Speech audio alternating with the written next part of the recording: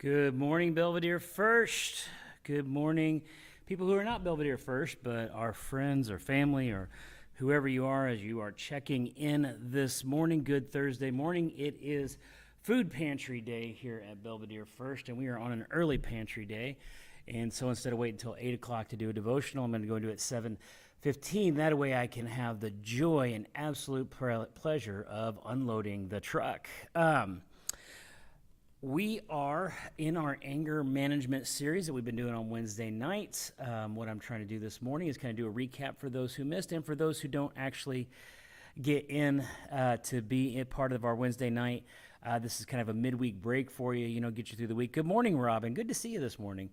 Robin Vore has kept me out of jail many, many years by doing our church taxes and things like that, which is important because I remember before she came, I used to have these huge tax bills because we didn't take it out. Anyway, not that you're interested in all that, but you know what? I love Robin. She's been great.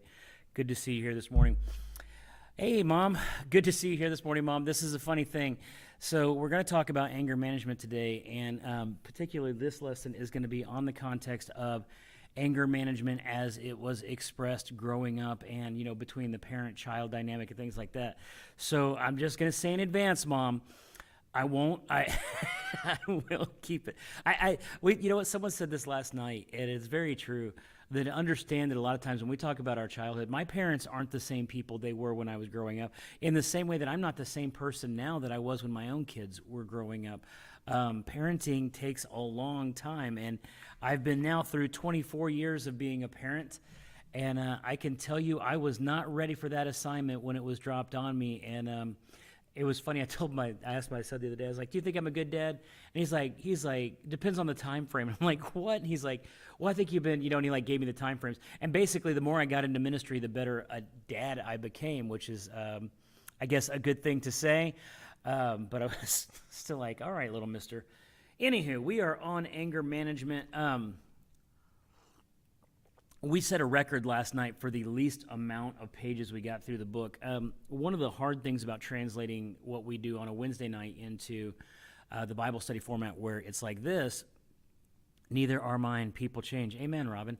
And actually, Robin and Mom, if you guys want to comment, the more you comment, the better it helps me, because what I was about to say is one of the hard things about doing this in this format versus the way we did it last night is most of the talk doesn't happen from the instructor, from the leader of the group. The talk actually comes from the group, meaning we'll ask a question and everybody in the group will answer it, and it's hearing the stories and the way people share that is a lot of what we go through. And I try not to use any of their stories without their permission. I will kind of use some of the basic things we talked about and a lot of the issues that were brought up, along with some further study that I did this morning to kind of bring it all into focus. But the best way to experience this is actually in a group. Hey, Glenda. Glenda's actually been to one of our groups on a different subject and has been very helpful there too. So like I was saying, any comments you guys want to drop in, I will see them pop up on my window and would love to respond to them. And the feedback kind of helps me do this better. So the better you help me feedback, the better this will go. All right. So one of the things that I kind of opened up as a review was that we tend to show our anger to the people with whom we are the most open. Particularly children are only angry around, are you ready for this, the people that they can trust, that there's a level of trust that allows them to be angry, which is almost counterintuitive. Why would that be the emotion you could show? But there's a sense of, I can show anger to this person, not be in danger. If you've ever seen somebody who is afraid of a spouse, if you're afraid of the other person, you tend not to show your anger around them in overt ways because they will hurt you. And so the funny thing is that when you know somebody won't, necessarily hurt you, then you do tend to show your anger more to them, which is kind of, right, sad. It's called self-control, anger, not sin, parents only, right? Anger and sin, not parents only, right? I didn't either. Yeah, my mom never got angry the whole time. Listen, Mom, I'm a pastor. I can't say that. I'm just kidding. My mom and I, anything I say about my mom, by the way, she and I are very alike. I have come to terms with that. I've come to peace with it, that there are parts of me that are very much like my mom, and I've asked the Lord to heal me. And try to help me get over it, but I've come to peace with that, right? That there is a bit of her that will carry on in me, id by children. So anything I say about her, I could probably say about myself. Would that be fair to say, Mom, since you're on here this morning? I'll give her a second. She's probably typing furiously. I hate you. No, those are things I said to you as a teenager, which is funny because that shows up in the lesson here. All right, hey, Handyman Ice Dog, also known as Brian. Let's get on to the lesson. So one of the things we talked about, that you express anger where you're often the most open, and that can honestly be very, very dangerous and hurtful to the people that you love, because you don't mean to hurt them, but because you're okay with expressing your anger. The problem is, of course, sometimes when we express our anger, that we do it in very, ungodly, hurtful ways. The first question was, do you recall any negative qualities your parents that upset or angered you? Name one or two of them. Name the qualities you admire in your parents' life, sharing this with the group members. And that's what we did last night. And so what I did was I wrote down a couple of different things that kind of came up among several different people about how anger was displayed in their household. Had some interesting conversations today with a couple of the people that work our pantry, and I was asking them about how anger was expressed in their family. And I know one of their families pretty well, and it was interesting because they have a family where everything was expressed, like everything was given voice, everything was given expression. And that can be healthy or destructive, right? But then, of course, this person said, like in this situation, their mom was the peacemaker between like the dad and the brothers and the other ones who couldn't get along. You have different things that will cause children to respond negatively to anger. One is if they're raised like in an authoritarian household where you have rules without love or affection or fun, right? Where it's all about, I knew somebody who, because their father was absent a lot for work, that when he came home, he was trying to make up for lost time and discipline the kids for all of the things that had happened while he was away. And so, it was it was a fearful, like whenever he was home, the kids just scattered, tried to avoid him because he was just there to fix things, and there was no affection, there was no love, there was no fun, there was no, hey, Dad's home, it's, ooh, Dad's home, right, kind of thing. Robin says anger was, actually Glenda said, I wish they would have said, I'm sorry when they're wrong, right? Anger was displayed with screaming and hitting abundantly. There was no peacemaker, right? That is one of the things, too, is especially as a child, and I'll get into that in a little bit here, that a lot of the anger that's displayed is a survival type anger. And a lot of us, and again, because our parents, I wasn't who I was. I expressed my anger differently at 23 through 29 than I do now at 49. I'm not just with my kids, but with my wife, with other people, in the church as a pastor, you have to express anger differently. I get really mad about some stuff, and I cannot give it voice, or the way I give it voice has to be constructive, not destructive.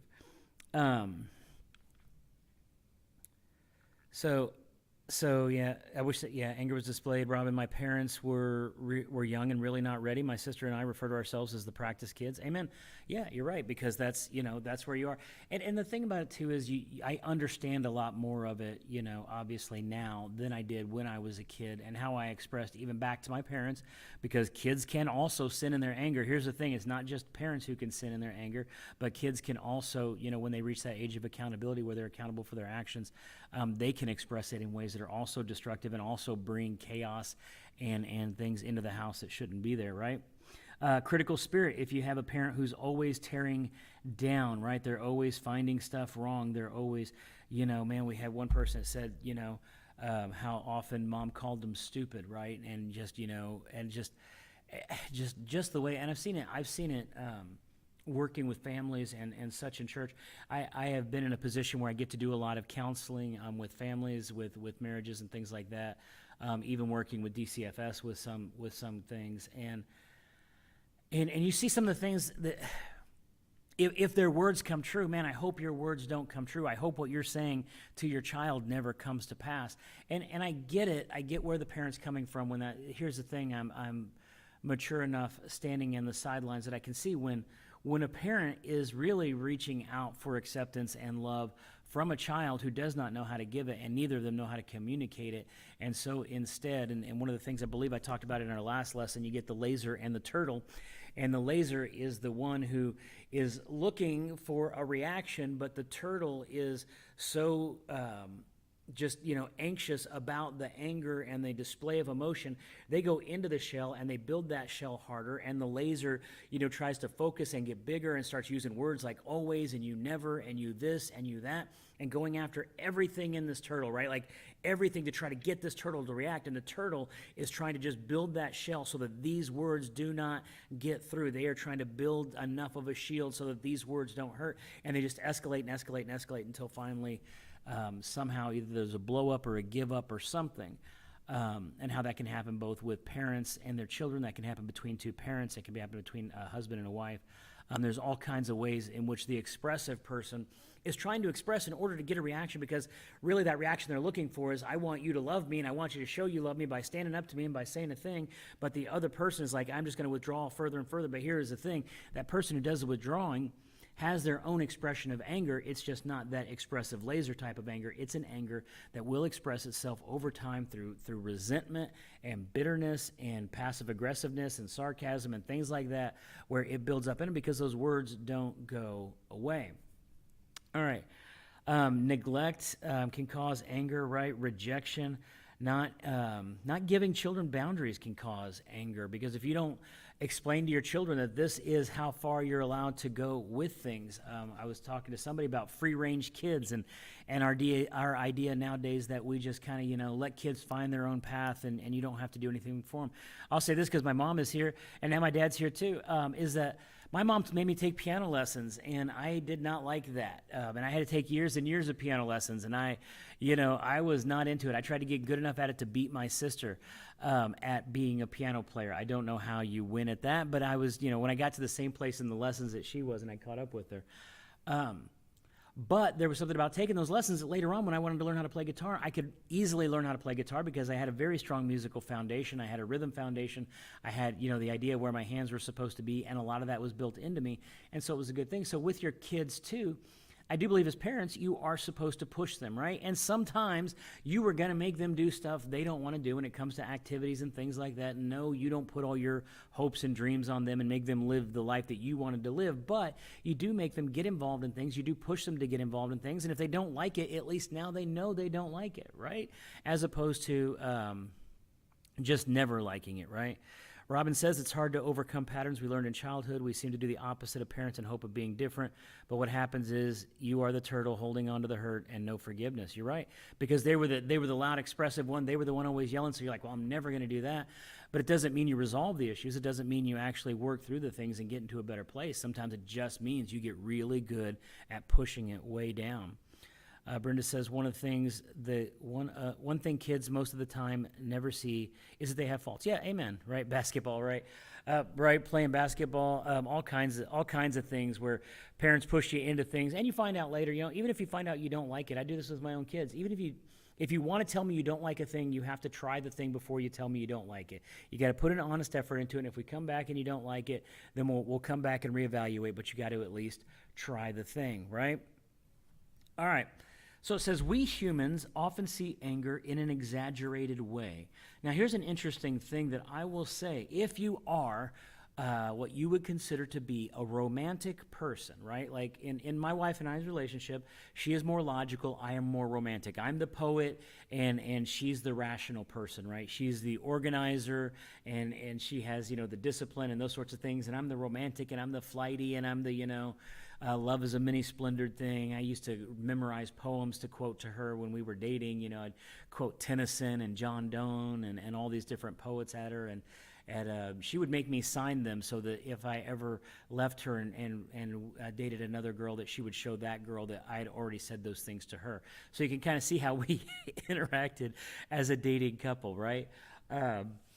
in that I was very, the romantic side. She was very the logical side, and that in most relationships, one tends to be the other. Here's the thing about people, though, that would consider themselves romantic is that it means you're expressive, but also this: romance is at its heart exaggerating a thing.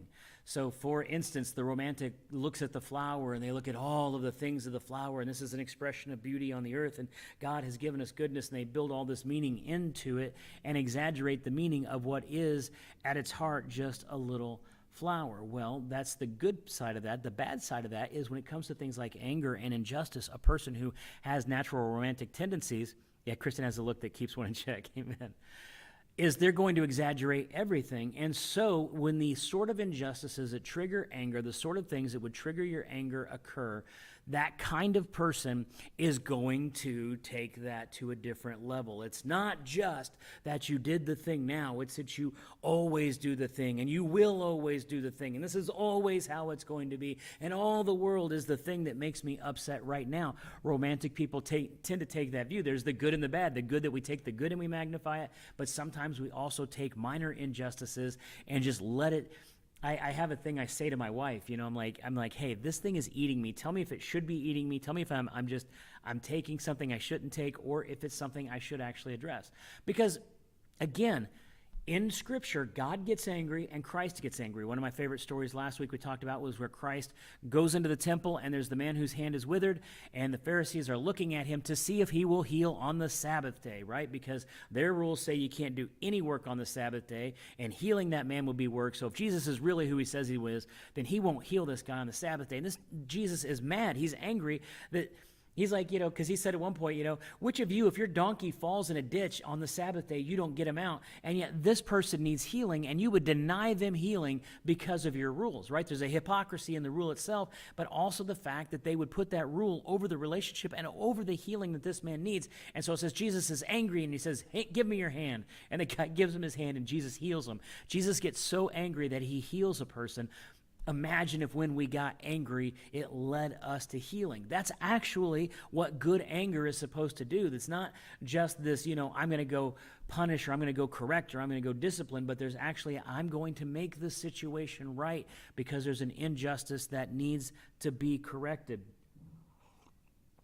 So it says sometimes a simple irritation can be misunderstood.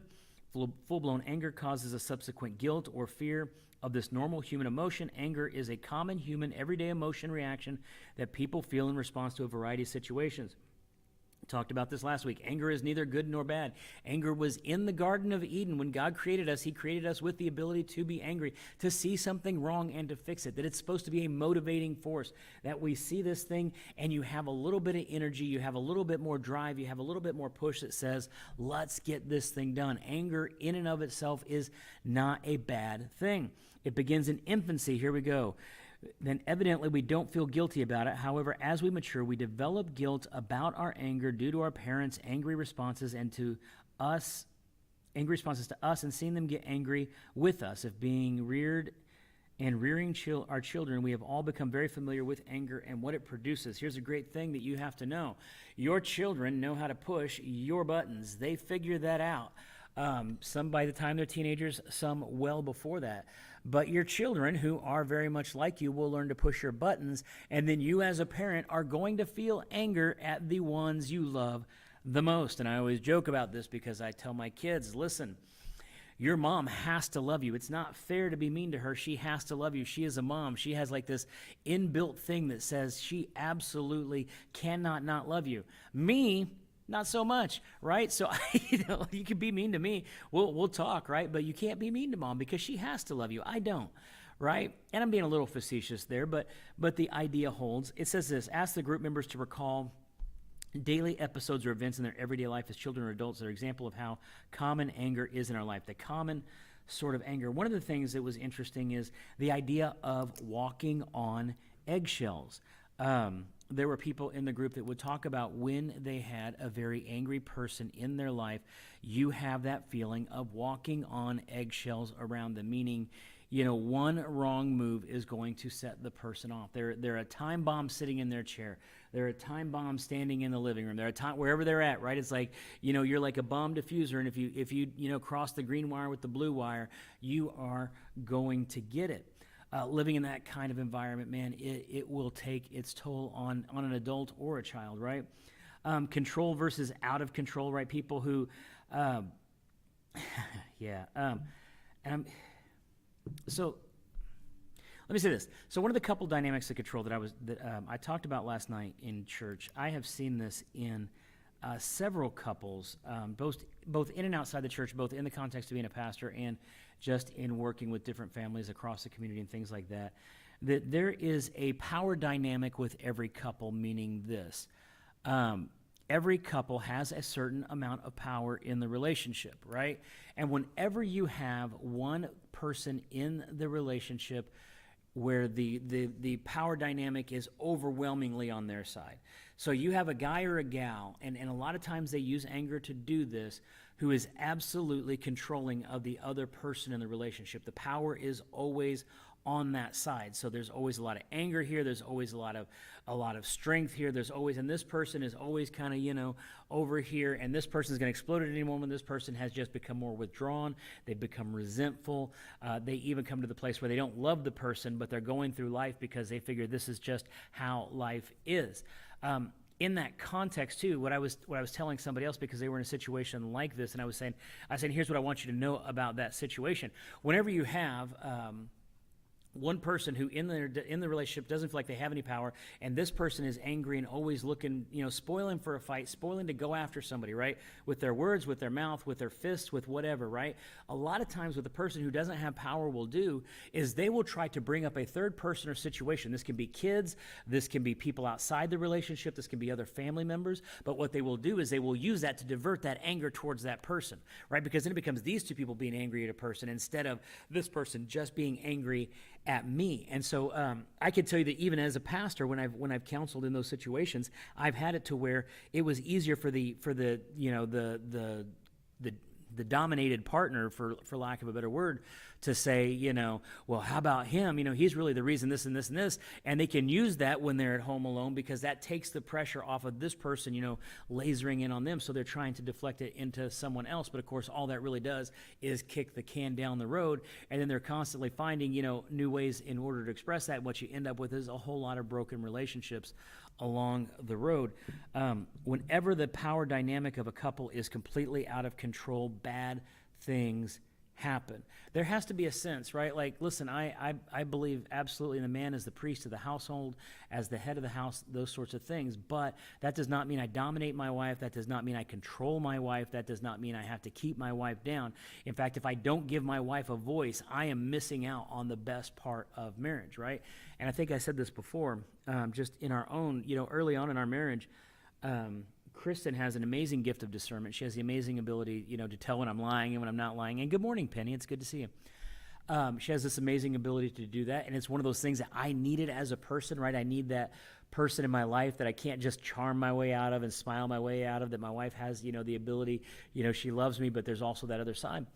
But one time, and this was early in our marriage, years and years and years ago, where she said that the only time she couldn't tell if I was lying was when I was angry. And when I realized it was because my anger was shutting her down, and it was shutting down her ability to operate in our relationship. I will also say this, I'm going to be careful about saying this, but I'm going to say it. A lot of things, we talk about gender dysphoria, and we talk about how the confused sexuality of a lot of the people coming into adulthood comes from the fact that they come in a relationship where you're like, say you're the girl, but in your parents' dynamic, the dad is controlling and the dad is angry and the dad is strong and the mom is weak and the mom is cowering and the mom is in the corner. That little girl looks and says, well, which one of these two do I want to emulate? And then she's going to develop an affinity towards that gender, right? Because that's the one that's in power. Why would you want to be like the other one? Reverse that around. You got a little boy growing up in a home, and mom is always on the attack, and mom is always nagging, and mom is always, beating dad down, and she's, in control, and da-da-da-da. And he's looking, and he's like, well, why would I want to be that guy? Why wouldn't I want to be more like this? And a lot of the issues we come to today, we actually know trace back to those sorts of issues where one begins to associate with the one that has more power.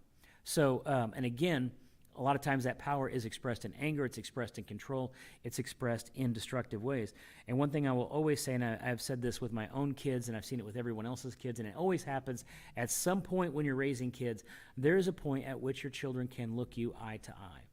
right? And it's hard for parents sometimes because, like, listen, I wiped this person's butt, right? I cleaned up their throw up. You know what? They had noodles on their head and we laughed and took pictures, right? And all that. But there is a point at which your children are going to grow up and they're going to look you eye to eye. And I call it the reckoning, right? There's this moment at which they say, these are the things that happened in my childhood. These are the things, this is the way I saw my parents behave. And this is what I am choosing to take with me and to leave behind. And so there is always going to be that moment in the relationship of reckoning, especially with your children, right? As they grow and develop and they decide to launch out on their own. And with each of my kids, I'd say more of the last two than the first one. Sometimes I don't know if sometimes he expresses his emotions in a way that we can have a proper reckoning. But especially with the other two, I've had that conversation that, like I said, was I a good dad? Where are the parts where I missed? And here's the thing, mom and dad, we're going to mess up. And here's the thing, kids, you're also going to mess up because, as it turns out, it's a world full of imperfect people. Robin says, with their anger power comes manipulation of your life, right? They hold power financially and what you perceive, they hold the power financially and what you perceive as life. In mine was money, job, children, and grandchildren. Without that person, I couldn't control my life as I saw it, but God set me free. I just haven't set myself free yet, right? Yeah, she made me sign my poems, Dad, yeah.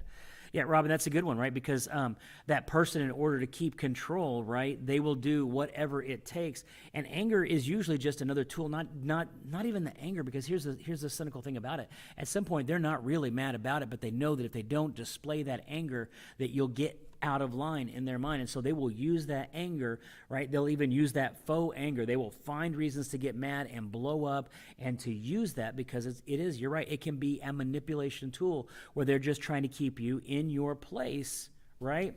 And there has to be something, right? There has to be divine intervention or pastoral intervention or family intervention or something like that, right? Because you can't exist like that, right? You can't exist completely controlled by another person. That relationship will get by for so long, but it is a type of authoritarian relationship. In the same way that if you're very authoritarian with your kids, there's going to be a point at which you can no longer control them because they are as old or as big as you. In the same way, I mean, here's the ironic thing, that people that are in that sort of relationship where they're controlling, they're abusive, they're manipulative, that's not the relationship they truly want. I had a person once, and they were the relationship was very complicated, but between them and their ex-wife, just expressed the most angry, hateful things, at the drop of a hat, had no problem calling them whatever names. I mean, in front of me, like sometimes people will change who they are in front of you, so that they don't see that side. And this person had no problem, yeah, amen to faux anger, right? Had no problem just absolutely lighting into this person at the drop of the hat. And I finally got him alone, and I'm sitting there talking, and I was like, listen, here's what I know. One, I get that what you're expressing is a type of hurt and rejection, and you're trying to get a response from this person because you feel that sort of thing. But here's what I'm going to tell you. It is never going to work. You are never going to get the relationship you want with that person by doing these sorts of things. What you're doing is counterproductive. You're not building the person up, and this is where the anger thing comes in, right? Because you can be angry about a situation between you and another person and can direct that anger towards resolving and fixing the relationship. We're at 30 minutes, and we're as far behind.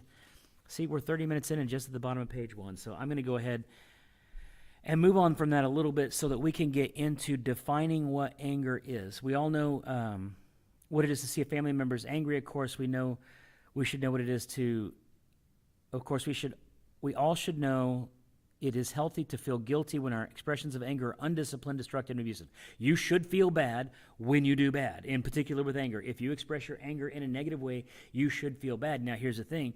Do you have it in you to be able to go back to that person, to restore the relationship, to ask for forgiveness, to work on it, right, to fix it? Or do you justify it? Do you make it their fault? Do you just, get angrier in order to, again, avoid this guilt now that comes from the actions of your anger? So it says, we have seen that anger is experienced by God, who is spirit. We have his highest creation, mankind, experiences anger. To pretend that anger doesn't exist is unrealistic and even unhealthy, right? Everyone does get angry. The calmest, I was talking, there's a person in our church, and I always say that if she doesn't get to heaven, like if I'm in line for heaven and she doesn't get in, I'm going to get out of line, because if she doesn't get in, ain't no way I'm getting in, right? And even her, right, like when you talk about it, yeah, of course there's feelings of injustice. Of course there's feelings of anger. Of course there's feelings where those things are there. But how they're expressed and what we do with them, right, doesn't have to be sinful. Anger can appear to be a difficult emotion to define, and coming to a clear, understandable definition, we would do well to see anger as a rather complex entity, yet definable and recognizable. So what is anger? It's generally felt as an intense energy or progressive surge of emotional energy that involves one's thoughts, feelings, emotions, behaviors, or actions. Thus, experiencing this feeling, we find it hard to separate these three parts. The three parts are our thoughts, our feelings or emotions, and our behaviors. So, your anger is usually directed at someone who refuses to comply with your expectation. The question I actually wrote down, is your anger directed at someone who refuses to comply with your expectations?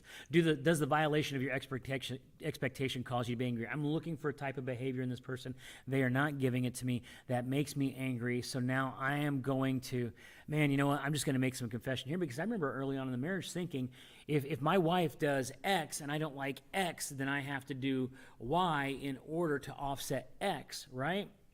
But what I found out, just a month into it, is that doesn't work. So I'm trying, and I'm like, okay, well, if I don't really like this type of behavior, how is it that I come to the place, right?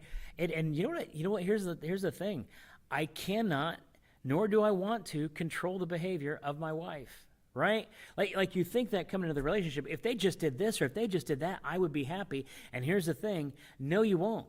Changing their behavior won't make you happy. You're not happy because you're not happy, right? And you've got to figure that out and then bring that into the relationship versus expecting this other person to change their behavior to make you happy. All right. It takes two people willing to work on the relationship. Absolutely, Penny. And there does come a point, in particular, like with the person I was talking about earlier, with the angry person, where it just came to that place where if they're not going to work on it, they're not going to make the change. There's just no reason to leave a person in that kind of abusive situation where somebody's just going to be going after them every day of their life. That's not love. That is certainly, I would say a violation of the covenant, right? The love your wife as Christ loves the church, right? That you are not, if you're just using that person as an emotional punching bag, that is not showing the love of Christ, right? Robin, no, mine is the loss of memory and actions they took in the past. Stupid stuff. Why did you slap me in the face? I didn't slap you in the face. I hit you, right? Yeah. Thank you, Pastor Bashir. Good stuff. Stop talking about Kristen. But let me go back to Robin's, because we talked about this last night too.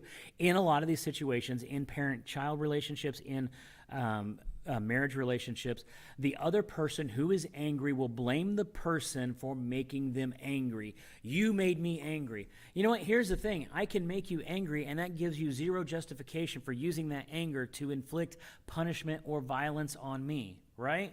But there is something in some people's mind that they say, because you made me angry, that justifies everything I'm going to do to you next. And it absolutely does not. What you are doing is still sin. What you are doing is still wrong. Even if they're the ones that made you angry, that gives you zero justification to hurt another person because of that. Because the anger is actually your emotion and what you're dealing with and the way you inflict that on them. Because here's the thing about people who are super expressive about their anger, is that once they blow up, they feel better. When I was a kid, it was in elementary school at some point, I felt it coming. We had McDonald's for lunch, and something about that McDonald's wasn't sitting right. And I was not having a good time with it, and I was feeling it. And I've only ever done this a couple of times in my life, but right there in the middle of class, I heaved, threw up, right? All over the place. Big Mac, I could see the lettuce, everything. I know, great thing to talk. I hope you're having your breakfast right now, right? Just throw up over everything. I could see all the stuff on the floor. And yeah, God meant suffer your children. I'm coming to that verse at the end, Robin. And the thing is they sent me to sick bay. You sent me to the nurses or whatever. But the thing was, after I threw up, I actually felt pretty good because I'd gotten out the thing that was causing me to be upset. And anger is kind of like that, right? You get it out, you express it, whatever, and a lot of times they feel good. The problem is the person who dealt with your anger, dealt with your words, they still hear them. Those things didn't go away. They are still dealing with the wrath that you left behind, even though for you, you're like, I feel so much better now because I've let it out. I've put my anger on somebody else, and all you've done is transfer your hurt onto them. All right, what happens to the person who wrongly receives our anger, right? They'll shut down, they'll get ornery. I love that because the funny thing is this is just, I was, when I was studying, somebody else actually said that orneriness is a reaction to people who are on the receiving side of our anger, in particular kids, right? Kids will act out, they'll be ornery, they'll be rebellious, things like that, because anger and frustration look a lot alike, right? Absolutely. And you know what, that's funny because lately I've been in a place where I thought I was angry about something, and I wasn't angry. I was just frustrated. Like, I just wanted movement in an area there wasn't movement. And once I figured that out, I figured, you know what, then what I need to work on is getting that area to move, not on being mad about it. But people that are wrongly receive our anger, they'll shut down, they'll yell back. Some people will respond back. They'll get depressed, withdrawn. And here's aggressive towards those who are weaker than themselves, right? People who are on the receiving end of anger, particularly if you were raised by really abusive parents. I mean, like over the line, like, you know, life was a battlefield kind of thing. There are, especially in boys, who will go and take it out on small pets, right? They'll take it on small creatures.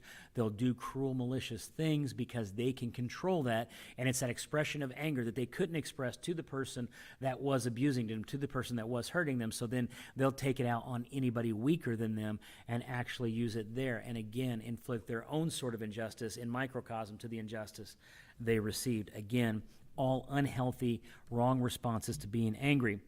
So 3 components to anger, and this is where we're gonna finish up at. Anger first is physiological. Dr. Richard Dobbins defines anger as unexpressed energy. When we say physiological, we mean it has physical symptoms. So a physiological response occurs when a biochemical, I know, they're using a lot of big words here. It just shows you that these kids went to college. That's great, right? A biochemical reaction is triggered, which results in the creation of unusual amounts of energy for you to use in facing a perceived threat. So you get the adrenaline rush. You get the your body like tenses up. You clench your fist. You clench your jaw. You grind your teeth. Something happens to you physically. Of course, my favorite physiological anger response is when I get hungry, I get angry. Like, my wife knows that if I have not eaten in a while, I don't like what store we're in. I don't like what we're looking at. I don't like what we're going. I don't like that the sky is blue and the grass is green and the car is gray and everything, because I need a Snickers, right? Stuff a candy bar in my mouth. Stop being angry about stuff, right? But it does have a physiological response. Once you're angry, you're in possession of energy which cannot be destroyed, right? Like, it won't just go away until you determine what form the expression of your energy will take. You have committed no sin. Your moral challenge is this: you're responsible to determine what you will do with the energy your anger has created. So first of all, when we see anger as a God-created energy, we should not see anger as a sinful creation, right? It is not good or bad. It is neutral. It is what we do with it that is going to make the difference.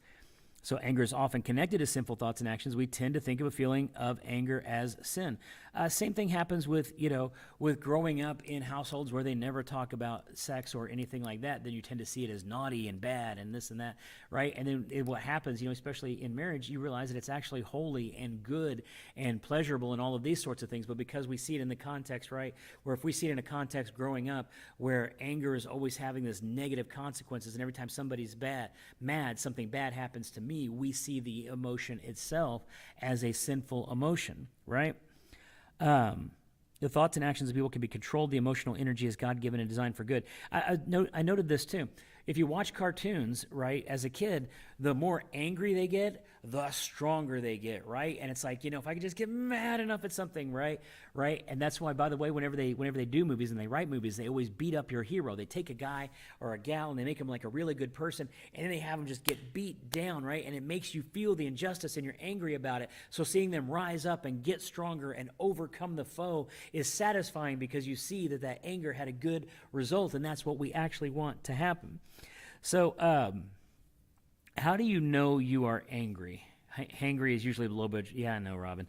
That's why I'm trying to keep my blood sugar under control, because I definitely know what that is all about. So experiencing anger can come in different ways. Our facial expressions change, heart rate increases, arms tremble, lips tighten, voices raised, grinding of teeth. One person last night said they laugh when they're angry, which, in context of a couple, I could see where that would, because one person, when they get angry, let's say they don't have the ability to fight back, they don't have the strength to fight back, but they know where the buttons are. So in their anger, they will find the thing that hurts the other person, just but. So when you think about that, like somebody who actually laughs when they're angry, they will laugh at their partner, laugh at that other person to even make them matter, right? To take their anger and to put it out on that person, and that conflict escalates even more. right? So all of these things, there are physical things that happen when you're angry. Oh, the hormonal response is fight or flight. Amen. Yeah. Hormonal would be better, but yeah, hormonal. The hormonal response is fight or flight, right? The anger is kicking in that I need to get out of here or I need to fix this thing right now. Which is interesting too, because I will say this, one of the things when I was reading this morning that I saw someone else had written, and it was really amazing, is that when a child comes to that place where they tell mom or dad, I hate you, or when another person comes to that, they're actually at their most vulnerable at that point, which is almost a contradiction, it feels like, because it doesn't feel like that's how it would be, but they're in survival mode. When they come to that place where like, I hate you, that's a place where they don't know what to do with all of the things that are happening, and that is the only thing that comes out. It's not actually a true expression of how they feel about the person. The hate is, they hate the anger, they hate the situation, they hate what's going on, and you, I have lost, I have nothing else, this is all I have, that I've never loved you, like those sorts of things are actually coming at a place where the person is the most broken. Anger involves our thoughts. So first, it has a physiological component. You're more angry when things are going on physically, and you have a physical response to them, but anger also involves our thought. Anger has a role. I was thinking about this morning. Anger has a role in the grief process. There's a point at which, during the grief process, it's when we do a grief class on Sunday nights, and there's a point at which you get mad about it. You get mad about the loss. Most of the time, people get mad at God. Why did you let this happen, God, right? As if our loved one was supposed to be the one loved one that lived forever, or at least outlived us in a very selfish way. We didn't want to have to live without them, right? Or why couldn't we both have, and all sorts of different reasons why we just get angry at the situation, and it's a part of that grief, that losing something, that having that loss, right? And the anger comes into that. Anxiety, depression also have an anger part of them, right? Depression is anger turned inward, right? That is just you mad at you. I am the worst. I am terrible. Everything is wrong, and it's all my fault. And depression does that. Anxiety is, there's an anger in that because that fight or flight, something's going to happen, and I don't know what to do about it, and I'm just frustrated because I don't know what to do about it, and I keep feeling the anxiety. Anxiety comes in the context of all of these thoughts.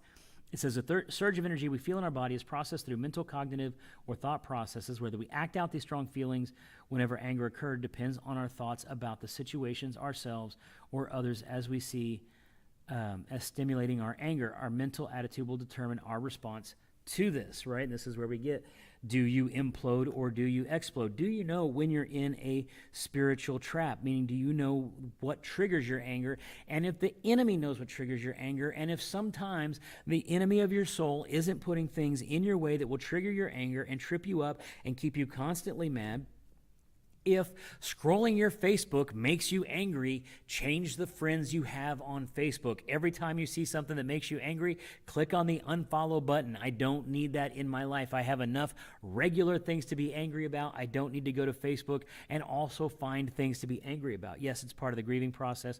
You're grieving the loss of relationship, marriage. Yes, absolutely, Penny. Absolutely. But here's the great thing. Since our thoughts are under our control, it offers hope. And here's the great hope that we have about anger, and it goes something like this. So taking it back to, and it's kind of funny how we kind of go back between lust and anger, but there was a story I heard many, many years ago about a man who said he was talking to a class about lust and about avoiding lust and staying pure before marriage and things like that, things that, my gosh, have we ever talked about them today? And one guy said, listen, I love my girlfriend and she loves me, and I'll be honest, if she and I are alone together, and things start happening, it's going to happen. I don't have any control at that point. At that point, I have no control. What's going to happen is going to happen. He said, really? So imagine this. Imagine you and your girlfriend are on the couch and things are happening, and it's that moment, and all of a sudden you see headlights in the driveway, and it's her parents pulling up. Can you stop it? Well, yeah, of course you can. And you know what that means? That means you could have stopped it before too. And that's the hope in anger, is that if you can recognize it and you know that it's your emotion and your thought and in your control, you can actually stop how it's expressed. It is not something that absolutely controls you. It is just a part of who you are, and you have control over you, right? And that is a great hope. You can, it's like the thing, you can make yourself happy. Did you know that, right? It's not anybody else's job to make you happy. I said this Sunday in church that have 1,000 little frustrations on Sunday mornings where the enemy tries to get me off track, tries to get me out of the spirit, tries to get me thinking about all the things that are wrong and not all the things that God has done. And the only way I have found out of that spiritual trap is to think my way out, right? Is it like, you know what? When I'm mad about somebody because they didn't do something, I start thanking God for all of the things that they have brought into our church and they have done in our church. If something goes wrong with the sound system, I start thanking Him for all the parts of the sound system that work. If there's something going wrong with whatever, I just find a way to thank God for all of the things around it, even though I'm mad about one of the things in it, because it is not God's job to make me happy, right? Because here's the thing, if you want to be unhappy, can't nobody make you happy. If you are determined to be unhappy, if you're determined to be angry, no one can change that in you, but you can. And that's the hope, right? That God has given you the authority, He has given you the ability, He has given you control over these things. He has put them in your authority to do, and He's given you everything. And that's why we always go back to the verse in 2 Peter, for He has given us everything as it pertains to life and godliness. God has equipped us with everything it takes to follow Him if we will avail ourselves of that, right? And then anger is action behavioral, and this is where we're finishing up at. The words and actions of people who use or do not use to express the surge of anger they feel is the third component of anger. A broad range of expressions occur. There are a variety of expressions that reveal varying degrees of anger one can feel once the experience is reacted to a situation. And this is where the actions are what really make the difference. And we are going to Ephesians 6:4, which is the verse that Robin referenced earlier. If I can remember where Ephesians is in my Bible, which I do, I promise. I actually got this Bible because the other Bible that I used all the time, the writing got too small because I'm old. It happens. I don't know. I was young and now I am old. Right? So we'll come to that. One, I love James, and I'll just kind of quote some of James, because when I think about this with James, when it comes to anger and things like that, that he says, the wrath of man worketh not the righteousness of God, right? That our anger doesn't usually, come out in the righteousness of God, that we're not using it to execute and to get the righteousness of God, that our anger is expressed in selfish ways to get selfish desires in ourselves met. And then in James, it also says that the tongue is a fire. It's a world of evil, and it is set on fire of hell. And all of these things that come off of our tongue when we're angry can just destroy so much in people's lives.